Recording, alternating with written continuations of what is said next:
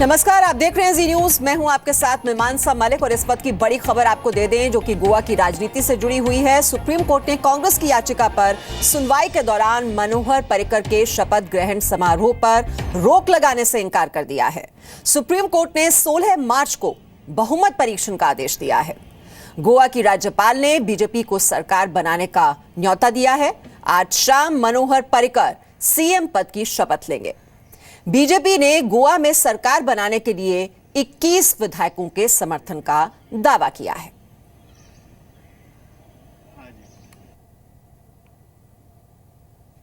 Supreme court ने order pass करके writ petition को डिस्पोज ऑफ कर दिया है। नेट रिजल्ट ऑर्डर का ये है कि सारी कार्रवाइयां पूरी करते हुए गवर्नर साहब को आदेश और रिक्वेस्ट किया है कि आप फ्लो टेस्ट बृहस्पतिवार तक जरूर करवा लें। उसके लिए अगर कोई इलेक्शन कमीशन ऑफ इंडिया की नोटिफिकेशन कोई जो पहले की फॉर्मेलिटीज पूरी करनी है तो वो भी करनी पड़ेगी और रिट पिटीशन डिस्पोज ऑफ कर दी है, ये कहते हुए कि floor test will take place on Thursday. कोई नहीं लगा है। बाकी किसी चीज पे कोई स्टे नहीं है। सिर्फ वो जो 2 हफ्ते में गवर्नर साहब ने टाइम दिया था फ्लोर टेस्ट करवाने का, उसकी जो तारीख है वो बृहस्पतिवार को तय कर दी गई है।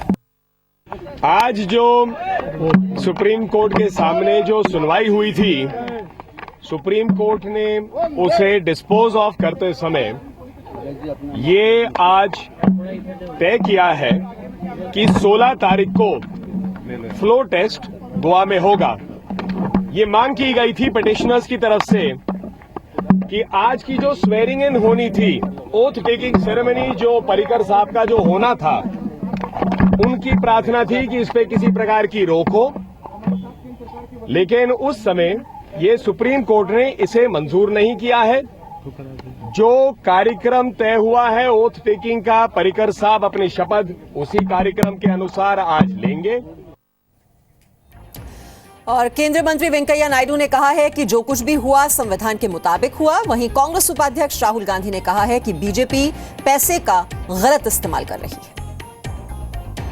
इस देश में परंपरा ऐसा है, मानो किसी के पास बहुमत है सीधा उनको बुलाना, किसी प्री इलेक्शन अलायंस के पास बहुमत है उनको बुलाना, और कोई आके अपने पास संख्या है वो दिखाया तो उनको बुलाना।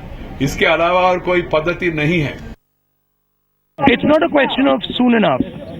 It's a question of how much money the BJP has thrown to steal the mandate of Manipur and Goa. That's the question. It's not how soon you went. It's with how much money they went. और वहीं कांग्रेस ने गोवा में सबसे बड़ा दल होने की दलील देकर पहले सरकार बनाने का अधिकार मिलने का दावा किया। सरकारी कमीशन ने 1988 में केंद्र और राज्यों के बीच संबंध पर एक रिपोर्ट दी थी। आइए अब आपको बताते हैं कि सरकारिया कमीशन की सिफारिश कांग्रेस की दलीलों पर क्या कहती है। सरकारिया कमीशन के मुताबिक राज्यपाल किसी को भी बुला सकता है।